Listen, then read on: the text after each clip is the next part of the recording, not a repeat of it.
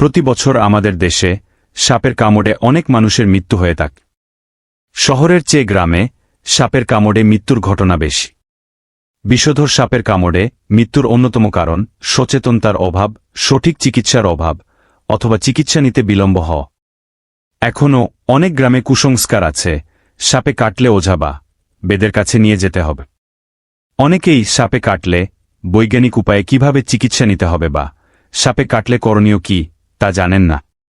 ফলে অনেক ক্ষেত্রে রোগীর বেঁচে যাওয়ার সম্ভাবনা থাকলেও শুধু সঠিক জ্ঞানের অভাবে মারা যান। সাপে কাটলে কি করণীয়?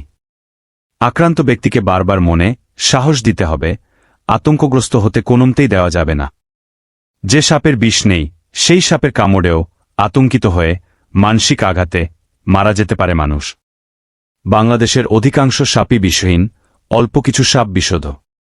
আবার বিষধর সাপ পর্যাপ্ত বিষ ঢুকিয়ে দিতে ব্যর্থ হতে পারে। এসব জানানোর মাধ্যমে রোগীকে মনে সাহস দেওয়া যেতে পারে। আক্রান্ত অঙ্গ অবশ্যই স্থির রাখতে হবে। হাতে কামড়ালে হাত নাড়ানো যাবে না। পায়ে কামড়ালে হাঁটাচলা করা যাবে না, স্থির হয়ে বসতে হবে।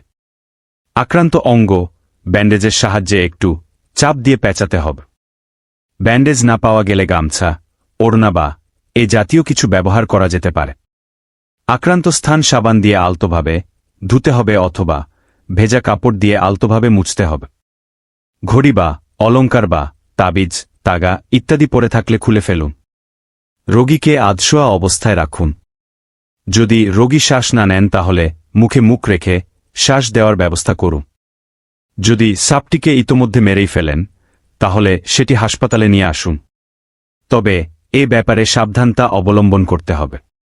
কোনোভাবেই হাত দিয়ে ধরা যাবে না। কিছু সাপ মরার ভান করে থাকে। তবে সাপ মারতে গিয়ে অযথা সময় নষ্ট করবেন না। যত দ্রুত সম্ভব আক্রান্ত ব্যক্তিকে হাসপাতালে নিয়ে যেতে হবে। বিষ প্রতিষেধক বা অ্যান্টিভেনম সরকারি হাসপাতালে বিনামূল্যে পাওয়া যায়। আরও এমন ভিডিও পেতে দয়া করে আমার চ্যানেলটি লাইক, সাবস্ক্রাইব করে পাশে থাকবেন। স্বাস্থ্যকর জীবন যাপন করুন, সুস্থ থাকুন, ভালো থাকবেন।